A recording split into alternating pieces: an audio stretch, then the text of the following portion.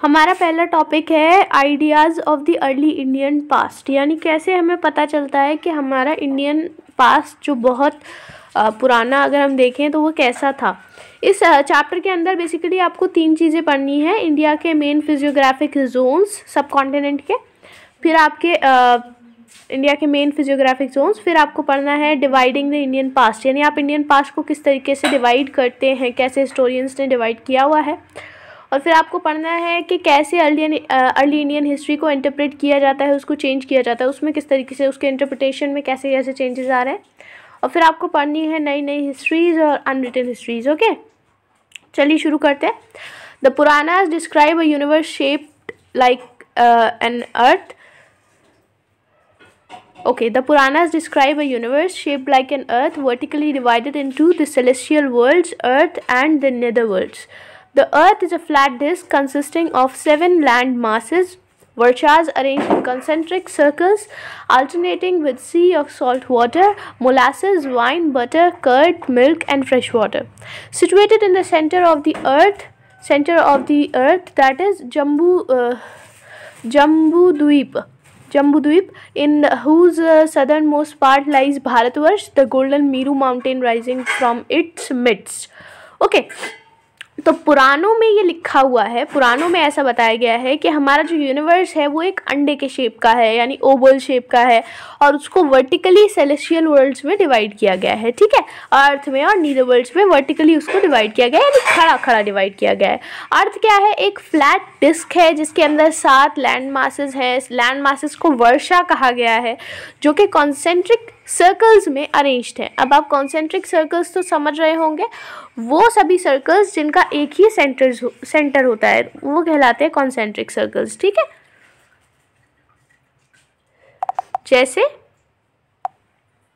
एक सर्कल ये, एक सर्कल ये, और अगर इन सभी का सेंटर यहाँ बीच में कहीं है तो ये सभी सर्कल्स क्या कहलाएंगे? Concentric circles. तो जो अर्थ है वो हमारी कॉन्सेंट्रिक सर्कल्स में अरेंज्ड है। ठीक है, और इसमें ऑल्टरनेशन है सी और सॉल्ट वाटर का। ठीक है, यानी कि कॉन्सेंट्रिक सर्कल है, देन सॉल्ट वाटर है का समुद्र है ना। तो इस तरीके से ये 7 लैंड मासेस जो हैं वो अर्थ में आ रहे हैं। अर्थ को इस तरीके से हमारे पुराणों में बताया गया है। ठीक, अच्छा, ये जो 7 जो हमारा लैंड मास है वो किस किस चीज़ से अगर हम देखें तो ऑल्टरनेट कर रहा है, तो सी है सॉल्ट वाटर का, मोलासेस है, वाइन, बटर, कर्ड, मिल्क और फ्रेश वाटर। तो फ्रेश वाटर अंत में आता है, सॉल्ट वाटर से शुरू हो करके फिर अंत में मोलासेस। आप समझते होंगे मोलासेस, जब अगर मैं सही हूँ तो जब गन्ने से चीनी बनाई जाती है तो उसमें एक वेस्ट प्रोडक्ट जनरेट होता है, उसको मोलासेस बोलते हैं। तो अगर हम इस तरीके से देखें तो सबसे पहले सॉल्ट वाटर यानी खारा पानी, फिर मोलासेस यानी मीठा पानी, फिर वाइन यानी कि मीठे पानी का ही एक अंगूर का रस हम जिसे कहते हैं, बटर यानी कि मक्खन, कर्ड यानी कि दही, मिल्क यानी दूध, और फ्रेश वाटर यानी कि एकदम पीने लायक पानी। तो आपका यहाँ से आप देखते हैं कि एक तरीके का क्या है, यहाँ पर हायरार्की है। पुराणों में जो बताया गया है उसमें हमें एक हायरार्की दी गई है, हम ऐसा समझ सकते हैं इससे। अब earth situated in the centre of the earth is Jambudvipa. Earth के सेंटर में क्या है? जम्बूद्वीप है। ठीक है, जम्बूद्वीप है, और जम्बूद्वीप के सदर्न मोस्ट पार्ट में क्या है? भारतवर्ष है। और जो गोल्डन मीरू माउंटेन है, यानी कि जो सुनहरा मीरू माउंटेन है, वो उसके बीच में से जम्बूद्वीप के सदर्न मोस्ट पार्ट में भारतवर्ष है। भारतवर्ष के मिडिल में गोल्डन मीरू माउंटेन है। ठीक है, और one of the several explanation of the name Bharatvarsha connects it with the Bharata people, descendants of the legendary king Bharata, king of Dushyanta and Shakuntala. Cosmography blends with geography in the Puranas. Bharatvarsha is said to consist of 9 divisions, that is khandas, separated from one another by seas. But the mention of its mountains, rivers and places, some of which can be identified, suggests that the composers of such texts were familiar with various areas of the Indian subcontinent and perceived them as part of a larger cultural world.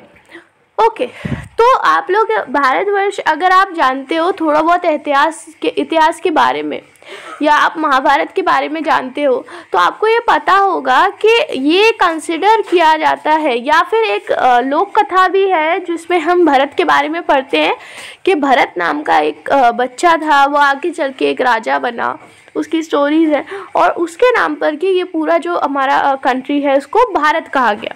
लेकिन पुराणों में जो कहानी बताई गई है वो थोड़ी सी अलग है।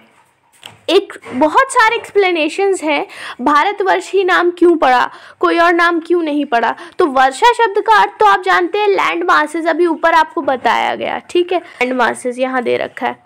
लेकिन भारतवर्ष ही क्यों नाम पड़ा, तो इसके एक बहुत सारे एक्सप्लेनेशंस हैं, जिनमें से एक एक्सप्लेनेशन ये है कि भारत जनजाति के जो लोग थे, एक लेजेंडरी किंग भारत थे, उनका एक पूरा क्या कह सकते हैं हम, ट्राइब थी, है ना, उसके किंग का नाम भारत था, और वो लोग जो थे वो भारत के डिसेंडेंट्स थे, और उनके ही डिसेंडेंट्स जो हैं वो आगे चल कर के ये भारतवर्ष बना। भारत जो थे वो दुष्यंत और शकुंतला के बेटे थे। दुष्यंत और शकुंतला ये दो बहुत इम्पॉर्टेंट कैरेक्टर्स हैं, इनसे जुड़ी हुई एक कहानी है। कहानी फिर हम कभी डिस्कस करेंगे, काफ़ी इंटरेस्टिंग स्टोरी है। It's about a king and a beautiful lady whose name was Shakuntala, ठीक है।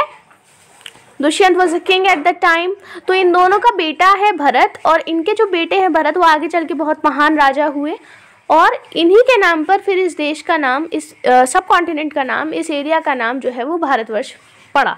अभी हम देश शब्द का यूज़ नहीं कर सकते क्योंकि देश जो है वो एक पॉलिटिकल बाउंड्री होती है, लेकिन यहाँ हम सब कॉन्टिनेंट की बात करेंगे क्योंकि हम जोग्राफिकल उसका जो एरिया है वो समझना चाह रहे हैं। अब कॉस्मोग्राफी जो है वो ज्योग्राफी के साथ बहुत ज़्यादा ब्लेंड हो जाती है इस पुरानास में, यानी हम समझ नहीं पाते कि मतलब लिमिट्स क्या हैं ज्योग्राफी की और कॉस्मोग्राफी की, ठीक है। भारतवर्ष जो है उसमें 9 डिविजन्स हैं, 9 खंड हैं, ठीक है। हमारा जो पूरा भारतवर्ष है इसको पुराणों में 9 खंडों में बांटा गया है, ठीक है। और 9 खंड जो है वो एक दूसरे से बटे हुए हैं समुद्र के द्वारा, यानी हर एक खंड के बाद समुद्र आ रहा है, फिर खंड आ रहा है, फिर समुद्र आ रहा है, फिर खंड आ रहा है। लेकिन जो माउंटेन का जो मेंशन है, यानी माउंटेन का नाम दे रखा है, रिवर्स का नाम दे रखा है, प्लेसेस जगहों का नाम दे रखा है, जिसमें से कुछ आप आइडेंटिफाई कर सकते हैं, जिससे हमें ये पता चलता है कि ये लिखने वाले जो है वो इंडियन सब कॉन्टिनेंट के अलग अलग एरियाज से काफ़ी ज़्यादा फेमिलियर थे, वो इंडियन सब कॉन्टिनेंट के अलग अलग एरियाज़ को जानते थे। तो कहने का सीधा सीधा मतलब ये है कि पुराणों में जो एक दे रखी है हमें आइडियोलॉजी, वो कहीं ना कहीं मिलती है। हम ज़मीन पर जो हकीकत देखते हैं, जो समुद्र, जो नदियाँ, जो जगहें, जो पहाड़ हम देखते हैं, उससे कहीं ना कहीं वो चीज़ मिल रही है, और हमने उसको परसीव किया as a larger cultural world. उन लोगों ने उसको ऐसा परसीव किया, ठीक, पुराण लिखने वालों ने। अब आगे बढ़ते हैं। यहाँ पर अभी हमारा पहला टॉपिक शुरू नहीं हुआ है, अभी हम सिर्फ इंट्रो कर रहे हैं। तो दूसरे for people of other land the major subcontinental landmark was the Indus और Sindhu, the mighty river that originates in the Tibetan plateau flowing 3,200 kilometre south west across fertile plains before it merges with the Arabian sea. The words India, Hindu and Hindustan originate from the name of this river. Ancient Chinese sources refer to the land of Shentu. Greek texts mention India and Persian inscriptions describe Hindu as one of the subject countries of the Achaemenid king Darius. अब Darius की जानकारी आपके पास है या नहीं मुझे नहीं पता, लेकिन Darius was a very famous king and it was there are a lot of stories related to him also. वो आगे हम पढ़ेंगे एंशिएंट इंडियन हिस्ट्री में। इंडियन हिस्ट्री में 2-3 जगह तो नाम आएगा ही डराइस का। तो हम ये देखते हैं कि दूसरे लोग हमें कैसे जानते थे, इंडिया को कैसे जानते थे।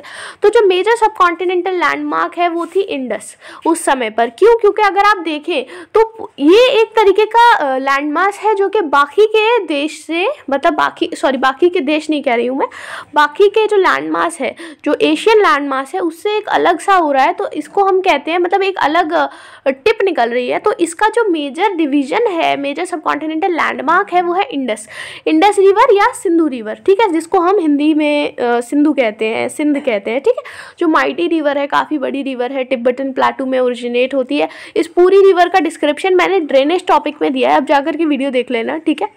उसमें पूरा मैंने इंडस का बताया कहाँ से शुरू होती है कहाँ ख़त्म होती है। इसकी जो आपका 3200 किलोमीटर साउथ वेस्ट है ये, है ना, यानी साउथ वेस्ट रीजन में ये तिब्बतन प्लेटू की ओरिजिनेट होती है, फिर फर्टाइल प्लेन्स में आती है और फिर अरेबियन सी में मर्ज हो जाती है, उससे जाकर के मिल जाती है। अब यहाँ बात यह है कि ये जो इंडिया शब्द है, हिंदू शब्द है, हिंदुस्तान शब्द है, ये सभी इस रिवर के नाम से ही ओरिजिनेट होते हैं, इंडस रिवर के नाम से, सिंधु रिवर के नाम से, सिंधु से ही ये बाकी सारे शब्द बने हैं। एंशियंट चाइनीज सोर्सेज जो हैं वो शेंतु कहते थे इस एरिया को, ग्रीक शेंतु कहते थे, और जो ग्रीक टेक्स्ट हैं वो इंडिया कहते थे, पर्शियन इंस्क्रिप्शंस हिदू कहते थे। और पर्शियन इंस्क्रिप्शंस में क्यों नाम आया है, क्योंकि डरायस जो है उसका अगर आप देखेंगे तो वो पर्शियन इंस्क्रिप्शंस में काफ़ी ज़्यादा उसका हम जिक्र देखते हैं, तो वहाँ इसको हिदू कहा गया है। अकामेडियन किंग जो थे डरायस, वो was a Zoroastrian, so that was very important. ये जो टर्म्स हैं ये initially these terms initially referred only to the lower, but their connotation expanded swiftly for Megasthenes who visited court of Chandragupta Maurya in 4th century BCE. India meant the entire subcontinent. Many countries, India meant the entire subcontinent. Many centuries later, Arabic and Persian texts used the word Hindustan for this vast stretch of land and Hindu for its inhabitant. यानी कि ये जो term है ये initially यानी हिदू term है या Hindu term है या शेंतु टर्म है, ये सारे टर्म्स शुरुआती दौर में अगर हम देखते हैं तो ये सिर्फ इंडस वैली के जो नीचे का जो एरिया है उसको रिफ़र कर रही थी, लेकिन इनका कॉनोटेशन यानी इनका मतलब आगे चलते चलते बढ़ता गया। जब मेगास्थनीज आए, मेगास्थनीज के बारे में अगर आप पढ़ना चाहते हैं तो आप मेरा जाकर के सोर्सेज ऑफ मौर्यन एम्पायर वाला वीडियो देख लीजिए, उसमें मेगास्थनीज के बारे में मैंने आपको बताया। तो मेगास्थनीज जो थे वो चंद्रगुप्त मौर्य के कोर्ट में आए थे 4th century BCE में, हम देखते हैं, ठीक है। तो मेगास्थनीज आए थे चंद्रगुप्त मौर्य के कोर्ट में एज एन एम्बेसडर, और यहाँ पर हम देखते हैं कि मेगास्थनीज इंडिया को एज अ इंटायर सब कॉन्टिनेंट देखते हैं, है ना, इंडिया मेंट द इंटायर सब कॉन्टिनेंट उनके लिए। उनके लिए इंडिया का मतलब था पूरा सब कॉन्टिनेंट जो इंडिया का है, ठीक है। बहुत सारी सेंचुरीज बाद हम ये देखते हैं कि अरबिक और पर्शियन टेक्स्ट ने वर्ड यूज़ किया हिंदुस्तान, इस बड़े स्ट्रेच के लिए, लैंड के लिए हिंदुस्तान का शब्द यूज़ किया, फिर हिंदू शब्द का यूज़ किया उसके इनहेबिटेंट्स के लिए, ठीक है। So while the idea of the Indian subcontinent forming a distinct geographic and cultural unit is a very old one, its nation states India, Pakistan, Nepal, Bhutan, Bangladesh and Sri Lanka emerge only in recent times.